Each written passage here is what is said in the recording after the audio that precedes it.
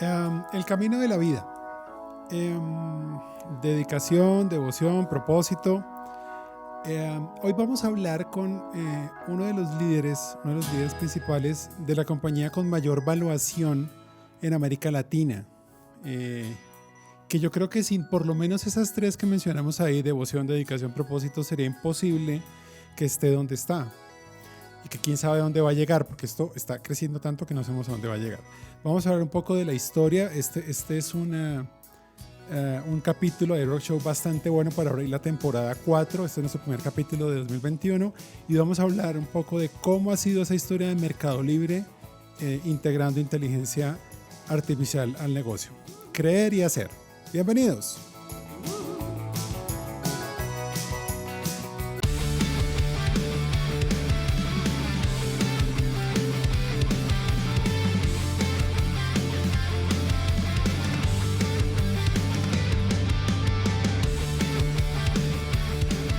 Bienvenidos a otra versión más de nuestro iRock Show, nuestro primer capítulo de 2021. Hoy tenemos un invitado de talla mayor, de una compañía de talla mayor, con la que afortunadamente hemos venido trabajando en los últimos meses, aprendiendo muchísimo. O sea, a pesar de estos 17 años, yo creo que este ha sido un tiempo para aprender un montón. Y le quiero dar la bienvenida al señor Daniel Gándara, el vicepresidente de Tecnología y Producto en Mercado Libre. Bienvenido, Daniel.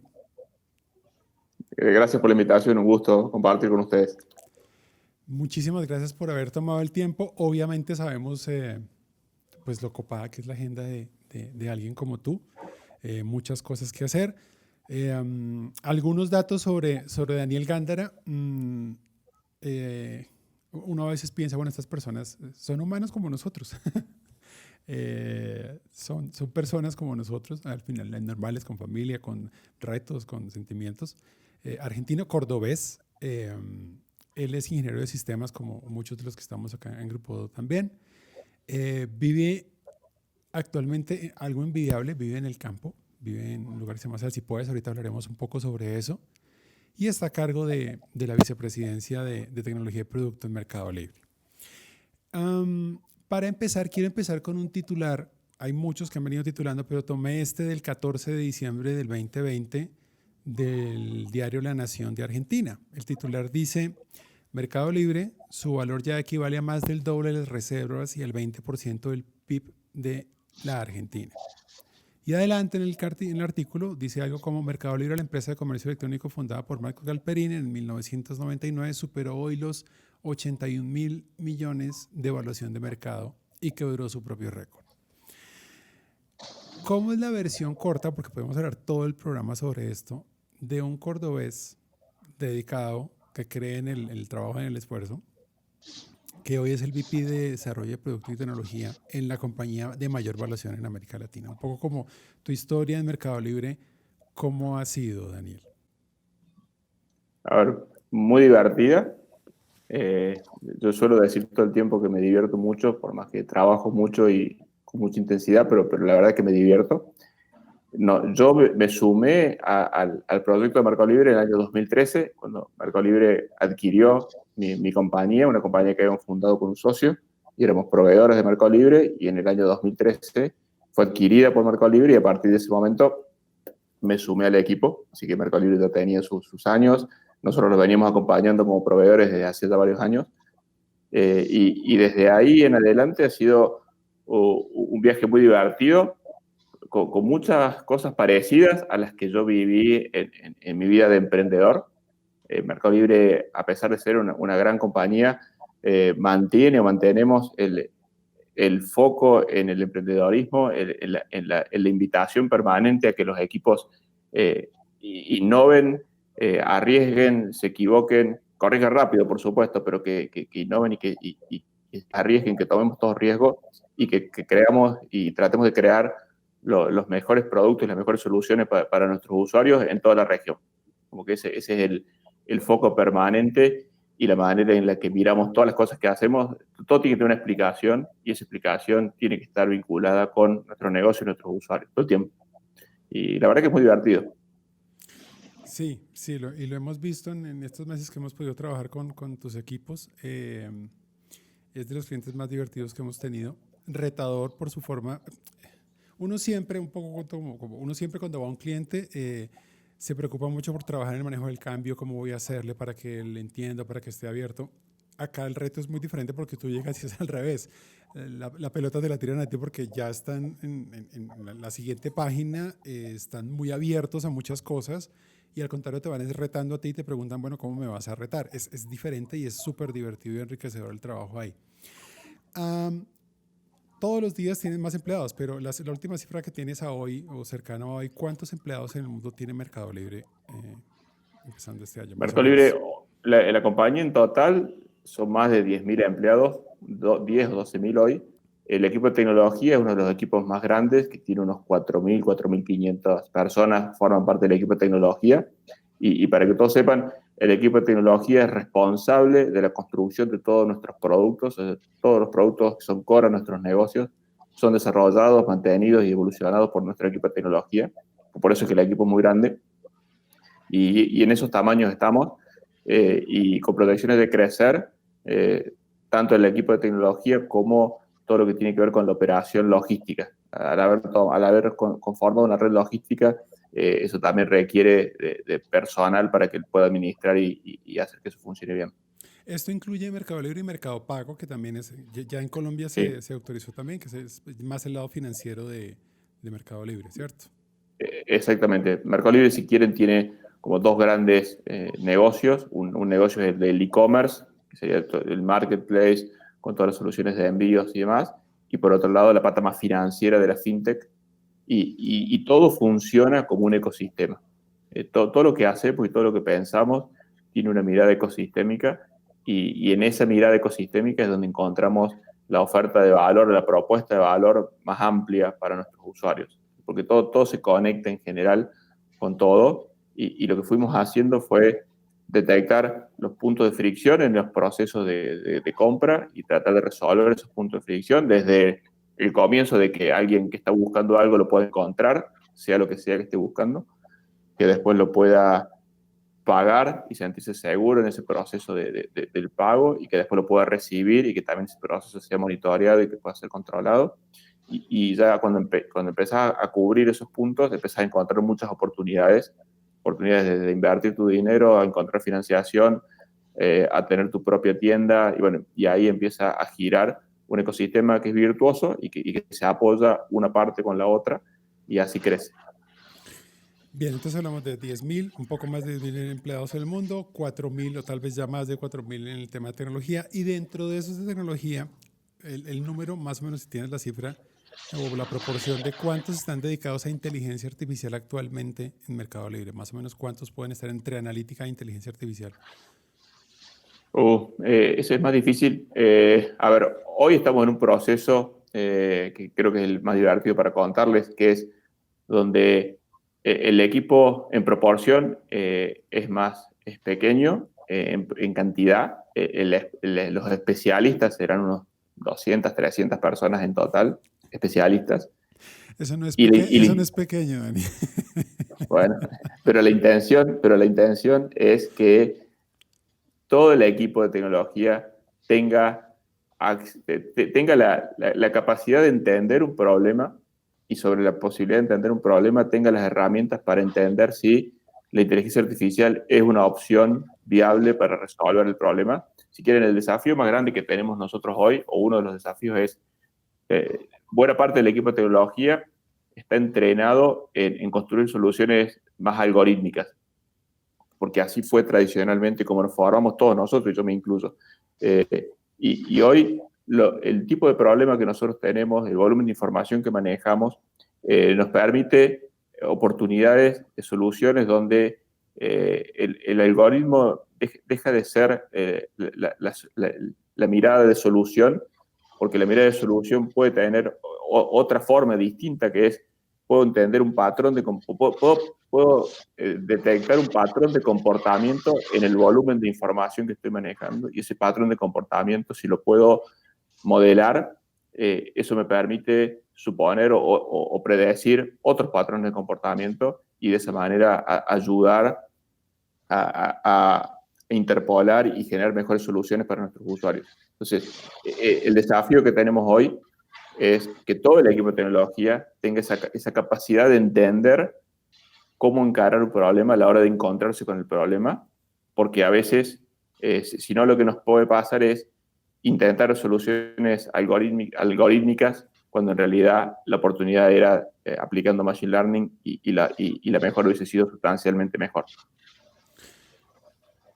Vamos a ir mutando de tema. Entonces, claro, entonces la idea es un poco que se termine fusionando, que es tal vez hay un concepto que es como desarrollo orientado por inteligencia artificial, como AI development, o sea que aparte de que tú tomas la decisión o echas código como siempre o tienes ya entendimiento de que y empiezas a usar fichas del Lego de inteligencia artificial y eso, claro, eso dispara acelera un montón. Genial, genial la visión. ¿Hace cuánto tiempo más o menos tienes tu cuenta de que se comienza a trabajar de frente en la inteligencia artificial en el mercado libre? ¿Hace cuántos años dicen vamos a empezar de frente a crecer en este tema? Hace casi 10 años, 8 años por lo menos, y comenzamos por los lugares que eran obvios, que tienen que ver con el negocio financiero y temas de fraude, donde claramente hay una necesidad de poder entender patrones de comportamiento y detectarlos para poder bajar niveles de fraude y asegurar y hacer que un negocio sea viable. Y ese fue el primer desafío con el que nos enfrentamos y hicimos mucha experiencia inicial en ese frente y a partir de ahí, con muy buenos resultados, eso fue creciendo y fuimos construyendo y ampliando el espectro de oportunidades de todos los otros lugares donde también encontramos la posibilidad de aplicar inteligencia artificial para resolver mejor nuestros problemas. Entonces eso nos lleva al siguiente punto que es, bueno, abríamos el programa con una banda que se llama Dire Straits, creo que es de tus bandas favoritas. Curiosamente, aunque es una banda inglesa, esta canción que se llama Walk of Life, suena, uno siempre, yo me confundía en los 80s porque pensé que eran gringos porque me sonaba country, o sea, ellos usan, algunas de las canciones son country, y la canción se volvió simbólica en muchas cosas. Por un poco habla de eso que contábamos al principio del programa y es el tema de la devoción, la dedicación, el propósito. Entonces lo usan para muchas cosas. En deporte lo usan mucho los gringos, los británicos lo usan más en otro tipo de contextos.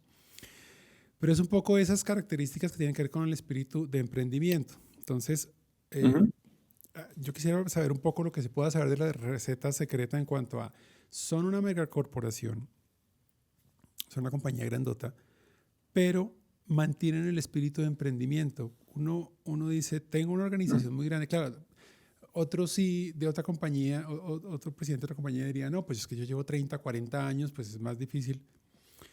Esta nación nativa digital, no te creas tanto, porque el mindset que traemos nosotros por educación no es tan fácil. El método científico por un pedazo largo nos dañó a veces, que no vemos como otras alternativas ni caminos que no sean lineares. ¿Cómo hacerlo para mantener ese espíritu de emprendimiento en una organización así sea grande? O sea, dejar de pensar que el emprendimiento muere porque ya eres grande y ya tienes entradas y ya, sino que la garantía de evolucionar está en el emprendimiento. ¿Cómo mantener eso? ¿Qué tipo de cosas puede hacer uno? Ahora, que creo que nosotros tenemos, te cuento dos que son las instrucciones básicas para todo el equipo y después alguna cosa más. Las instrucciones básicas para todos nosotros son simples, simples de transmitir y muy simples de entender, que tienen que ver con, tengo que estar convencido de que estoy haciendo el mejor uso que puedo de mi tiempo, porque lo que no tiene moneda de cambio es el tiempo. Entonces tengo que estar seguro de que estoy invirtiendo mi tiempo en lo que hoy me parece que es correcto para la compañía. Y cuando digo la compañía me refiero a nuestros usuarios y nuestros negocios, y no necesariamente la tecnología per se. Entonces, la tecnología es un instrumento para que nuestro negocio funcione y crezca y que nuestros usuarios tengan cada vez mejores experiencias. Entonces, esa es una. Y la otra es, si estoy trabajando en algo, es justamente porque pasé lo anterior y estoy convencido de que eso que era lo mejor que podía estar haciendo. Y si en algún momento me doy cuenta que deja de tener sentido, lo puedo decir y puedo revisar el plan que tenía porque me hace sentido hoy revisarlo. Entonces, con esas instrucciones que son muy simples, un equipo puede trabajar, puede tomar riesgos, se puede equivocar y puede corregir muy rápido. Y al mismo tiempo, junto con eso, es la confianza en el equipo. Hay un ADN que compartimos en la compañía que tiene que ver con eso, con la invitación a emprender y el saber que emprender implica equivocarse. Y en esa equivocación es que uno aprende y equivocarse es parte del juego que estamos jugando y también de que estamos innovando y estamos queriendo lograr cosas que nadie logró antes. Entonces, no hay una receta y esa receta hay que ir construyéndola y en muchos casos es con prueba y error. Hay situaciones donde es contraintuitivo, uno intuitivamente cree que va de una forma y va de otra y hay que poder demostrarlo y probarlo y tratando de ser rigurosos en la objetividad. O sea, todos tenemos nuestras intuiciones y las intuiciones nos guían y está bien, pero después la consecución tiene que estar apalancada sobre datos reales y objetivos y sobre eso se construye. Hay un síndrome, le pusieron nombre, yo me enteré hace poco que es el síndrome del impostor. Uh-huh. Nos pasa mucho con nuestros equipos, especialmente con las personas. Pues nuestros equipos normalmente tienen gente que, y a ti yo creo que te debe estar pasando, gente súper académica, gente con doctorado, matemáticos, ingenieros o físicos, gente que trabaja muy en su mundo, que es súper metida en su mundo. Pero es el síndrome del impostor, de lo que habla es que tú dudas o no crees en tus capacidades. O sea, no, a veces no eres consciente o te da temor mostrar todo ese potencial que tienes porque crees que como eres tan exigente y como tu mundo es complejo por tanta información que estás procesando y por todo lo que lees y el formalismo, crees que lo que haces seguramente va a estar por debajo de otros que a lo mejor no están en tu mismo nivel académico o no tienen las mismas capacidades o son capacidades diferentes. Esa motivación o tener equipos que son muy de ese estilo y llevarlos a que sean capaces y se atrevan. ¿Cómo les ha ido con eso? Con el tema de ayudarles a que ellos se lancen, ellos mismos se reten o pongan retos que o se salgan de la caja, porque uno espera eso cuando trabajan con equipos de inteligencia artificial, espera que estén lanzando ideas por fuera. ¿Cómo romper, qué tipo de cosas podría hacer uno para romper esos temores con esas personas? A ver, creo que hay que ayudarlos y darles la confianza de que se equivoquen, de que todo de que está permitido en la medida que sea, de que haya buena intención y que haya fundamentos, que de nuevo, que equivocarse es parte del proceso. Entonces, si lo logras entender así, todo pasa a estar bastante bien. Y créanme que cuando nos equivocamos perdemos mucha plata, ¿no? Y también hay que tener estómago para poder soportar eso y lo hacemos porque estamos convencidos que es la única manera y que al mismo tiempo la potencia está en el equipo. Puede haber muchas personas inteligentes en el equipo, de hecho las hay muy entrenadas, pero al final del día la capacidad es limitada y si la podés expandir a todo el equipo de tecnología y todo el equipo tiene esa capacidad y toda la compañía en general tiene la misma mirada, la potencia es enorme, porque es las cabezas de todas las personas pensando y proponiendo mejoras y las mejoras son tan relevantes desde decidir un negocio nuevo hasta decidir dónde se pone un botón o de qué color se pone un botón o dónde va un botón o cómo funciona un determinado flujo en una aplicación nativa o cuál es el mejor modelo de Machine Learning para aplicar en un caso o cuándo no tiene sentido aplicar Machine Learning, cuándo hay que decir que no. A mí me pasa y muy divertido cuando trabajo con los equipos y con los especialistas, de muchas veces ya fui aprendiendo, ¿no? Pero al principio era, acá hay que aplicar Machine Learning y iba con el caso y me decían, con estadística te alcanza y no hace falta. Entonces, hace estadística y con estadística vas a lograr la mejora que estabas esperando y no hace falta que inventes otra cosa. Y también está muy bueno poder tener en el equipo gente que tenga la honestidad suficiente para poder decirte eso, porque al mismo tiempo sabe que hay otro montón de problemas que sí realmente requieren de eso. Y de hecho tenemos un equipo de Applied Machine Learning que hace eso, y que está experimentando todo el tiempo y validando si hay petróleo o no, o sea, como que hace perforaciones todo el tiempo y está estudiando los problemas y viendo si hay una oportunidad ahí o no. Y ese mismo equipo el que te dice, acá hay una oportunidad y acá, o la oportunidad es de este tamaño, y después sobre eso se toman decisiones. Así que es muy divertido poder hacerlo de esa forma, pero creo que es una invitación a que todos muestren y de vuelta es un trabajo en equipo, ¿no? Entonces alguna vez escuché, relacionado también con la música, de que los equipos funcionan bien si funcionan como una banda de jazz, donde claramente hay alguien que dirige, pero también hay un espacio para los solos de cada uno de los miembros del Así equipo, es. y hay que jugar con eso y hay que permitirlo, porque todos tenemos talento distinto y la potencia está en poder combinarlo y poder gestionarlo, y cuando logras esa dinámica, realmente la potencia es muy grande. Bien, un pequeño paréntesis sobre música entonces. El rock en tu vida, ¿cómo ha sido? Tú, entonces, acá escuchamos al fondo, estos son los abuelos de la nada.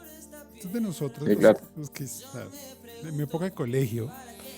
Eh, ¿Cómo es tu historia con el rock? Bueno, un país rockero como el argentino, con una producción absurda de referente, tata.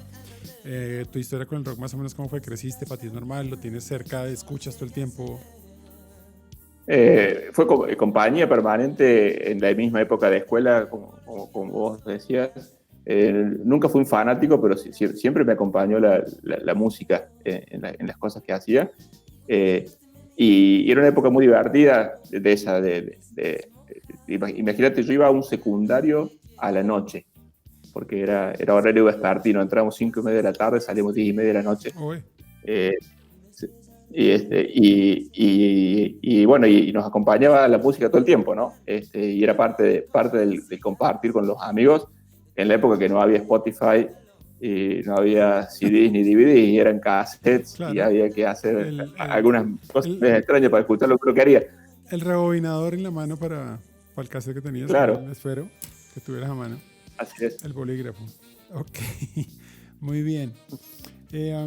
Nosotros somos muy del tema de una de las formas de comunicar cultura en las organizaciones con el rock, pues ese copy nuestro de Rockstar No Divas, tratamos como de eso que estamos hablando, como no seas diva en lo que haces, más un rockstar y es resiliencia, ve desde abajo, trata de pensar en tu propio virtuosismo, en comunicar las cosas, créete lo que realmente sabes y acepta lo que no sabes y suéltalo de una, que no te importe esa irreverencia.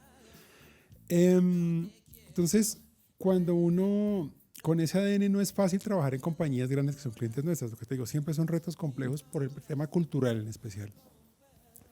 Y hay compañías que por su tamaño y por el tipo de negocio se están dando cuenta, ya no podemos seguir tercerizando, yo no puedo seguir teniendo solo un par de personas y hacer una inversión tan grande en un equipo externo con una compañía como Grupo Odo, que es el que le pago para. Cuando una compañía de escala importante o qué signos puede tener para decir yo ya debería estar pensando en tener esa práctica acá adentro y debería empezar a tener un equipo que escale y empezar a vincular a mi cultura de inteligencia artificial mucho más fuerte? Como qué características generales se te ocurren que un directivo de una compañía debería tomar en cuenta para decir sí, creo que ya es hora de empezar a meterme ahí en serio dentro de la compañía? Yo creo que ahí la decisión viene por cuán core es el tema para mi negocio. No, nosotros, por lo menos en nuestra experiencia, cuando empezás a encontrar, nosotros tenemos problemas que aplican para ser encarados y resueltos con inteligencia artificial, y tenés problemas, si querés, de dos grandes categorías. Hay problemas que son centrales, que son muy, muy core a tu negocio, como puede ser el fraude en una fintech, o puede ser las recomendaciones o un algoritmo de búsqueda en un marketplace, o los ruteos y los algoritmos de recorrido de rutas en una operación logística. Son centrales. Esas cosas definitivamente son core de tu negocio, y es muy difícil confiar en terceros para esa parte. Y después hay otro montón de problemas que son muy relevantes también, pero si querés, están en una categoría menor, que son quizás accesorios, o sea, accesorios que resuelven problemas más pequeños, más operativos, que tienen un aporte grande también, pero quizás no son tan centrales, y te podrías dar el permiso de en esos encontrar ayuda que no sea de gente de la compañía, sino de un buen socio que te acompañe en el proceso. Y creo que ahí el punto es establecer relaciones a largo plazo con tus proveedores, entender que estás trabajando en un negocio que es común, donde los dos son necesarios, y tener bien claro esa diferenciación. Porque si no, se pueden generar situaciones que son muy complejas después de resolver, de dependencias, cuando los temas son más core. Nosotros hemos aprendido en el pasado de que todos los desarrollos que son core de nuestro negocio los construimos nosotros de cero, con todo el costo que eso implica y con todo el desafío que eso tiene. Pero así nos ha ido bien, y cuando hemos intentado algún shortcut diferente, por ahí ganamos un poquito de tiempo en algún time to market, pero después al querer innovar te encontrabas con limitaciones propias de algo que ya estaba construido, pensado para resolver algunas cosas de una determinada manera, y a nosotros nos caracteriza la intención de ser disruptivos en los mercados en los que trabajamos. Entonces queremos hacer cosas distintas. Entonces, no sé, quiero tener una unidad donde doy financiación y doy crédito, y quiero ser distinto de lo que hacen los bancos. Entonces voy a querer tener procesos diferentes. Entonces, si arranco sobre un core bancario, como que de entrada estoy limitando mi posibilidad de ser flexible. Ahora, construir un core de créditos de cero también tiene un montón de desafíos, pero es el tipo de desafío que tomamos generalmente, y nos va bastante bien con ese trabajo, teniendo equipos muy comprometidos en lo que hacen. Uno pensaría entonces con lo que estás contando, hay una parte que es como, digamos que lo tradicional en los negocios es, bueno, calculemos retorno o impacto posible frente a lo que inteligencia artificial podría aportar en un negocio. Y añadiste uno que es el tema del core, entonces estar más, si tiene que ver con la razón principal de la compañía, y esa oferta puede ser potencializada, mejorada, ajustada, optimizada, qué sé yo, con inteligencia artificial, por ahí va. Hay un primer paso que entonces es arriesgar, o sea, empezar a insertar la cultura de experimentación. Entonces, una compañía que normalmente ejecuta proyecto lineal, entrada, salida, tiene calculada la pérdida, como va, súper, imagínate tu retail o cualquiera de estas, o algo que es industrial productivo, tiene súper claro, como para decir, bueno, te puedes arriesgar a algo. Entonces, hay un trabajo inicial que nosotros buscamos hacer, y es el tema de cómo explorar oportunidades, ese tema de dónde puede estar el petróleo, lo que decías hace un rato de dónde hay petróleo. Creo que ahí pasa lo mismo que pasa en el negocio del petróleo, y es que en exploración se va un montón de dinero, y las compañías de petróleo saben que el presupuesto de exploración es altísimo, y que Uh-huh. de N la probabilidad de éxito es súper bajita, y tratan de trabajar por esa rentabilidad de esos bajitos, sabiendo que la exploración es muy grande y que hay que hacer mucha inversión. Tal vez por ahí puede estar también cómo insertar cultura de experimentación. Nosotros Uh-huh. en algunas conversaciones con C-Level, con directivos de compañías, es como tal vez a veces enseñarles un poco básico de lo que inteligencia artificial puede hacer para que sea más fácil la conversación, o esa conversación con el Uh-huh. board, cómo es. O sea, de pronto en tu board no sé si te toca hablar con gente que no está del lado técnico, cómo hacer para mejorar esa comunicación con los que al final son los stakeholders de verdad, cómo mantener esa relación para que ellos le crean a uno y le entren, ¿no? Sí, sí, seguro. A ver, yo creo que es una construcción sobre la base de la confianza, claramente, pero la confianza se construye con hechos concretos, pero también con un cierto nivel de entendimiento que te permite una conversación, porque si no es muy difícil. Nosotros, el equipo tiene ya preparado, y lo hace recurrentemente, charlas de Machine Learning for Decision Makers. Y es como que ya lo tienen como armado, y una forma simple de explicar dónde tiene sentido, por qué lo hacemos, de qué manera, y con casos fáciles de entender, situaciones que parecen intuitivas y donde hace sentido, donde no lo hace, y tratar de educar un poco, porque es necesario eso. Y como siempre, es necesario encontrar resultados, porque si hice 100 perforaciones y no encontré en ningún lado, es como que es cada vez más difícil Claro. explicar que me sigan teniendo fe, y que la 101 era justo la que iba a encontrar. Entonces, quizás también poder medir el tamaño, o sea, digamos, cuánta exposición o cuánto riesgo estamos dispuestos a tomar, qué ganancia esperamos, porque a veces los proyectos faraónicos son mucho más complejos, pero a lo mejor hay formas de ir construyendo que quizás no es lo más óptimo, más eficiente, pero puede ser muy funcional, y vas encontrando mejoras continuas y que son incrementales.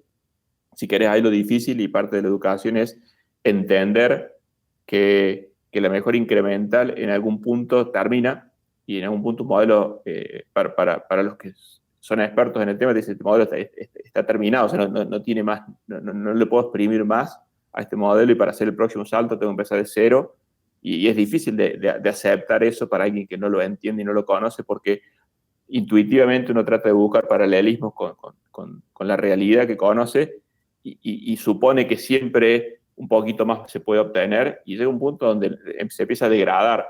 Eso también hay que encontrar las maneras de explicar eso, que se puede, digamos, no es ciencia oculta. De nuevo, lo que decía al principio, somos todas personas comunes y corrientes, que pueden explicar las cosas, algunos mucho más talentosos y más inteligentes que otros, pero al final del día parece magia, pero no es magia, digamos, es mucho trabajo, mucho esfuerzo, y en general la gente que sabe muy bien y entiende muy bien lo que hace, lo puede explicar fácil. Esa es de las otras cosas que a mí me divierte mucho cuando interactúo con los equipos. Cuando, cuando la explicación es difícil de entender, hay algo que no me gusta, y ahí pregunto mucho, ¿no? Porque Sí. el que entiende, ahora, se hace los paralelismos, no sé si les gusta el tenis, pero Sí. uno lo ve jugar a Federer, y yo lo veo y digo, qué fácil que es jugar el tenis. Sí. Y después te agarro la raqueta o cualquier cosa, ¿no? Pero digo, el que le sale fácil, para él le resulta fácil y lo puede explicar fácil, después puede ser muy complejo ejecutarlo, ¿no? Pero el que lo entiende te lo puede explicar sencillo. Y tenemos, por suerte, en el equipo gente que sabe hacer eso.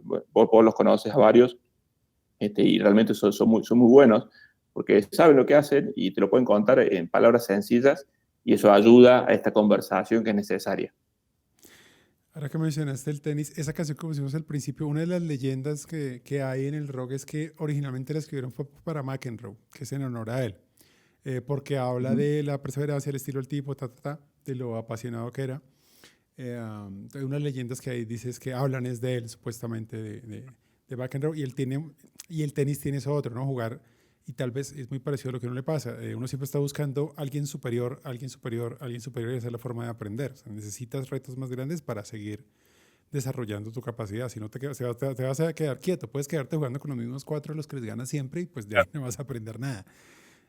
Tienes que echar es para arriba en el camino. Eh, si uno pensara en los capítulos principales de este camino que ha tenido Mercado Libre con inteligencia artificial, que es un camino exitoso, tienen que haber habido fracasos, y es normal, y van a haber fracasos. O sea, hay proyectos internos, piensa en SpaceX o cualquiera de las organizaciones que ahora están tirando cohetes o tal, hay fracasos súper costosos, pero son parte de la iteración en el proceso evolutivo. Supongo que les ha pasado que tienen pruebas que ahí quedaron, o iniciativas que hay que Uh-huh. guardar porque no funcionaron, y tal vez después se saquen o nunca más vuelvan. Sí, claro. Y también, otra de las cosas que fomentamos mucho es la competencia de los mismos modelos. O sea, hay modelos que pueden ser muy buenos, y challenger esos modelos y tratar de generar modelos mejores, también es parte de eso. Y sí, tenemos, digamos, situaciones donde creíamos que se podía o que había valor, y después nos dimos cuenta de que no era tan así, o de que nos faltaba recolectar la información correcta. Muchas veces te pasa que crees que tenés el volumen suficiente de información de entrenamiento, y cuando lo vas a mirar en profundidad, no era tan así. Y después otros desafíos que son mucho más complejos, que son los propios bias que uno mismo inserta a la hora de seleccionar los sets de datos y cómo arman los modelos, ¿no? Entonces, hay una mezcla de fracasos por falta de criterio, de conocimiento de los problemas, que claramente son parte del aprendizaje, como vos decías. Y después, otra cosa que en la medida que los modelos van performando, uno también tiene que ser consciente de cómo unos modelos o unas interacciones pueden interferir en otras, y cuán complejo se pone ahí también. Así que hay mucho de eso, hay mucho de conversaciones que tienen que ver con eso, de entender si algo está desviado y nos estamos equivocando y hay que repensar y tirar toda la basura y empezar de cero. Eso nos pasa. Y otras de cuando la conclusión que estamos sacando era la profecía autocumplida, porque en realidad estábamos haciendo tender para que dé el resultado que queríamos y nos estamos de nuevo equivocando porque en realidad en la concepción había errores y son más difíciles de darse cuenta, pero son parte del desafío, ¿no? Hay en ciencia de comportamiento hay un fenómeno que se llama hyperintention, que es cuando tú deseas algo demasiado, lo que pasa es que no te funciona. Y hay análisis psicológico y psiquiátrico de por qué termina pasando y tiene que ver con el foco en que te enfocas. Entonces, como para recapitular hasta acá, si uno estuviera conversando o sea, he entendido que una de las formas a veces de vender la idea es arma un pitch para que no te la compren. Decir, no vayas a hacer esto si, o sea, ni se te ocurra meterte en esto si estos N puntos. Entonces, si uno pensara un poco en eso, lo que se te ocurra que le podrías decir a alguien de una compañía que tenga el presupuesto, tenga toda la capacidad y esté en un buen momento para hacerlo, pero seguramente culturalmente no, tú le dirías, no te metas si estas cosas te están pasando. O sea, si estás acá, no lo vayas a hacer. ¿Tú qué se te ocurre que le podrías decir? Ahora, creo que algo fuiste diciendo vos, que creo que lo primero es si no estás dispuesto a tomar riesgo, ¿no? Porque es parte de explorar, tiene que ver con eso, entonces tenés que estar dispuesto a tomar riesgo. Después también entender el tamaño del riesgo que estás tomando y el tipo de negocio que estás manipulando. Hay situaciones donde capaz que no tiene sentido, pero entenderlas creo que es lo más complejo. Entonces, creo que hay que estar de vuelta dispuesto a invertir, seguro, dispuesto a equivocarse también, y creo que hay que tener las condiciones básicas necesarias que tienen que ver con el volumen de información suficiente para poder encontrar casos testigos que te puedan servir como casos de entrenamiento y que no sean muy costosos, y que después tu modelo de negocio soporte también errores, ¿no? Porque la inteligencia artificial tiene implícita errores, entonces hay que saber que hay que convivir con eso, y dependiendo del tipo de negocio, hay negocios donde no se puede convivir con eso tan fácilmente. Entonces, nosotros estamos acostumbrados en el negocio donde está Mercado Libre, que puedo convivir con eso, puedo convivir con un resultado de búsqueda que no es perfectamente el resultado del query hecho sobre la tabla de la base de datos, y es alguna aproximación parecida que es suficiente. Me siento suficientemente cómodo para mostrarte eso, pero no necesariamente es el 100% de la verdad. Igual que el stock, te puedo estar contando un stock que creo que hay, pero quizás no hay, y puedo vivir con eso. Pero si me muevo a otra industria y estoy en la medicina y estoy haciendo otro tipo de cosas, o estoy moviendo, no sé, un tren a alta velocidad, quizás el espacio que tengo es mucho menor. Yo tengo que también saber dónde se puede aplicar y dónde no, o cuáles son las condiciones para que realmente sea exitoso el resultado que espero. Para resumir, yo diría que es una decisión 90% de espíritu del liderazgo y de los líderes y de evaluación de los líderes, y no tanto de la parte, lo técnico finalmente, bueno, se busca el aliado, se hacen las cosas, pero el éxito está en tener ¿cómo decirlo de una forma del perrenque para soportar lo que se te viene, y para sostener al equipo la frustración e ir adelante a pesar de viendo que no va a ser un camino corto, que es un camino de irla luchando hasta llegar al punto. Creo que esa puede ser una buena forma también de resumir eso que nos cuenta, que estás buenísimos esos puntos que te salieron ahí. Bien, yo quisiera finalizar preguntándote sobre Colombia. Yo llevo de profesión unos 22, 23 años tal vez, y en este tiempo de camino, mucha gente que ha pasado por la historia, sorprendentemente me he encontrado en LinkedIn, ahora estoy en Mercado Libre, ahora estoy en Mercado Libre, ahora estoy en Mercado Libre, gente de desarrollo, gente de arquitectura, mucho boom, mucha esperanza de mucha gente que está volteando a mirar al Mercado Libre y decir yo quiero estar ahí. Está pasando como una gran fuerza en el mundo de tecnología donde nos movemos nosotros sobre eso. Y ha habido mensajes el año pasado en los que creo que incluso a ti en un par de publicaciones que te entrevistaron, hablando sobre, bueno, Mercado Libre en Colombia, ¿qué? Y en general en la región, ¿qué? ¿Qué vienen este año? ¿Qué planes tienen para estas personas? Esto lo emitimos mucho en LinkedIn, para esos profesionales, esa gente talentosa, qué viene, qué intereses tiene y qué está buscando en Mercado Libre, cuál es ese tipo de gente que le interesa y para dónde va este año. Sí, claro. A ver, este año el equipo de tecnología tiene que crecer, va a crecer. Nuestro negocio está creciendo muchísimo. El equipo de tecnología es cuello de botella de toda la construcción de nuestros productos, con lo cual el equipo tiene que crecer mucho. Y la apuesta confirmada de Colombia como una plaza de gente talentosa, ya lo confirmamos en el año pasado, el 2020. Nosotros ya teníamos equipo de negocio y equipo de atención al cliente en Bogotá, y, y en el 2020 construimos un equipo de casi 400 personas del equipo de tecnología, pandemia de por medio y todo lo que quieras. Hoy hay más de 400 developers del equipo de tecnología trabajando en Bogotá. Y eso confirma la intuición de que había gente talentosa, con ganas de sumarse al desafío y culturalmente alineados con esta manera de trabajar, que si querés es la condición más compleja de validar, porque en general gente inteligente hay, gente talentosa también, pero necesitas que esa gente comparta tu cultura emprendedora, tu cultura de ser humilde, de ser honesto, de hacer tu mejor esfuerzo, de poder escuchar al otro, de aprender a equivocarte, de aprender de que tu idea no necesariamente siempre es la mejor, que puede haber otras ideas mejores y eso también está bien. Y esa es la cultura que nosotros como compañía tenemos, que estamos dispuestos a arriesgar cada vez que sumamos gente al equipo, pero que somos muy rigurosos respecto de entender que quienes se sumen comprendan esa forma de trabajar y que la adopten como propia y que nos ayuden a mejorarla, porque también es un proceso evolutivo. Y la verdad que hemos encontrado, por suerte, y muy contentos de encontrar en Colombia profesionales muy talentosos, muy dedicados y que se han incorporado muy, muy bien al equipo.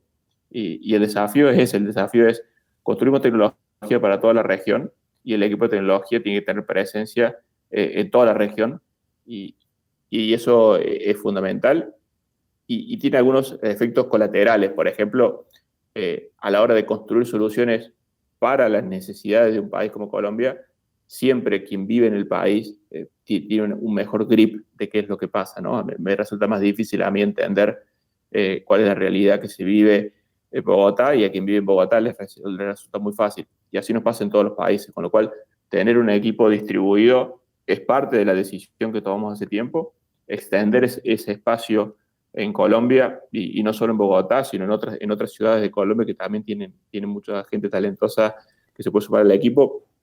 Es la decisión y es lo que vamos a tratar de que ocurra de ahora en adelante, sumándose al equipo que ya tenemos en Bogotá.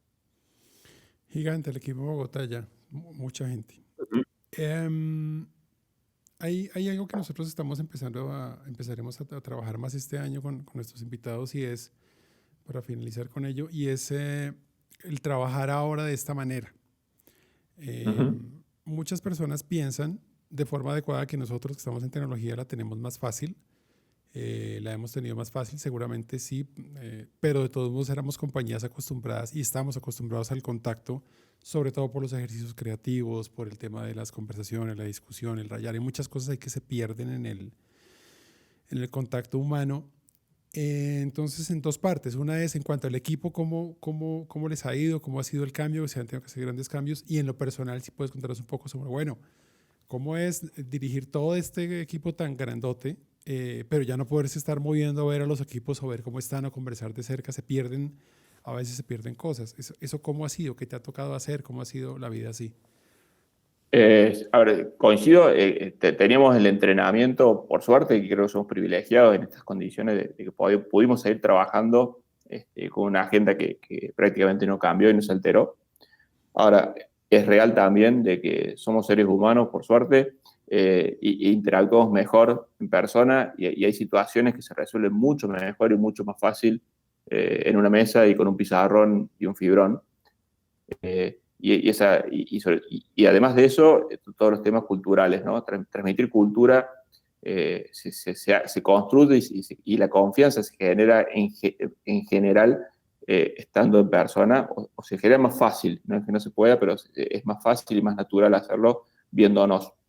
Entonces creo que nos ha subido el desafío de mantener esta cultura y esta forma de trabajar sin poder encontrarnos. Yo creo que lo que nos va a pasar de acá a futuro es que definitivamente va a cambiar la manera en la que interactuamos y trabajábamos, y lo que primero deberíamos recuperar son estos espacios de trabajo en equipo, ¿no? Porque si yo necesito programar, lo único que necesito es estar tranquilo con mi computadora y probablemente mis auriculares, pero la definición de trabajo en equipo y la planificación y demás, o las conversaciones complejas, creo que son los espacios que vamos a necesitar recuperar en cuanto podamos, y ahí sí, nosotros en lo personal y en el trabajo del equipo, lo que nos pasó por suerte es que teníamos equipos muy sólidos, con gente muy talentosa y muy comprometida en los equipos. Entonces creo que la clave está ahí, por lo menos la clave de lo que me ha pasado a mí históricamente en mi vida es eso, encontrar las personas correctas en mis equipos. Trabajo mucho con ellos, trabajo para ellos, yo trabajo para mi equipo, con todo lo que eso implica, y estoy dispuesto a acompañarlos y aprender de ellos, y eso multiplica, porque yo en una conversación con Rafa, que lo conoces, en una hora veo un montón de temas, y multiplico mi capacidad de hacer cosas, porque si tengo que estar en todas las reuniones que después va a ir Rafa, nos vamos a estar pisando y no tiene sentido. Y eso, de vuelta, sobre la base de los equipos y la confianza construida, multiplica muy bien. Lo difícil, si querés, hoy es cómo seguimos construyendo bien esas confianzas y esas culturas de equipo al no poder juntarnos y no poder vernos como lo hicimos tradicionalmente hasta ahora. Yo creo que el desafío hoy es cómo hacemos eso mismo. Creo que vamos a tender a tratar de encontrar los primeros espacios, tienen que ser esos espacios de cultura y de trabajo en equipo. Una vez más, el tema de pertenecer a un lugar, de creer, de tener propósito, tener devoción, dedicación. Cuando conocí a Daniel la primera vez que nos reunimos, esto ha sido todo virtual, realmente la gran sorpresa, lo sorprendente para mí, y me sigo sorprendiendo gratamente, es que una persona que está en ese punto, que está en ese nivel a cargo de algo tan grande, tiene esa humildad frente a la comunicación, frente a contar las cosas. Eso me parece que es de los grandes puntos que siempre me llevo cuando converso contigo, y creo que esa es una clave súper importante para gestionar la vida y equipos a esta escala. Humildad con el conocimiento, humildad frente al otro, respeto, consistencia. Daniel, de verdad, señor. De verdad, gracias por la devolución. Yo no encuentro otra manera de hacerlo. Creo que encontré en ustedes y en la relación con ustedes un feedback muy parecido, y así se construye. Nosotros, creo que en el pasado hemos intentado trabajar con muchas compañías y terminás decidiendo trabajar y seguir trabajando con las personas con las que te sentís cómodo y con las que te podés comunicar, y de esa misma manera. Así que la percepción mía para con vos y para con todo el equipo ha sido similar, digamos. Entonces, y es muy lindo encontrar gente que piensa parecido y que compartís esos valores, ¿no? Porque lo hace fluir muy bien. Qué bueno, y muchas gracias por ese feedback. Eso es un rockstar. Tú eres un rockstar y tu equipo es un rockstar. Eso es para nosotros una buena definición de lo que hacemos. Daniel, muchísimas gracias. Hoy no va a ser la última vez que conversemos, seguimos conversando, porque igual la idea sería, ojalá en el año, juntarnos con otras personas para conversar más abierto de muchos temas. Nada, que sigas divirtiéndote en tu trabajo, que sigas divirtiéndote en el lugar en el que vives. Realmente envidiable esa mezcla de naturaleza y trabajo. Muchísimas gracias por estar con nosotros el día de hoy, Daniel. Gracias a usted por la invitación, un placer. Bueno, un abrazo. Nos vemos en el próximo capítulo, chicos. Chao.